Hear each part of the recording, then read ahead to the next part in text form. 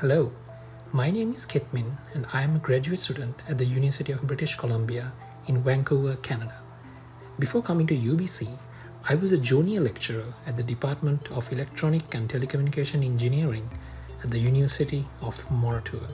When I was in undergrad, there was a small gap in microcontroller knowledge that was available to me and my batchmates.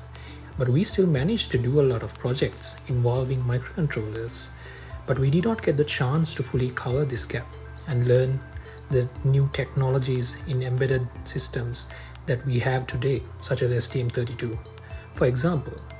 So in this bootcamp called Microcontroller-Based Embedded System Design, I will be covering sections for in-depth microcontrollers and related topics. This bootcamp provides the opportunity to learn about some of the latest updates and provide a meaningful hands-on experience with assignments and interactive sessions to give you the best overview of this field.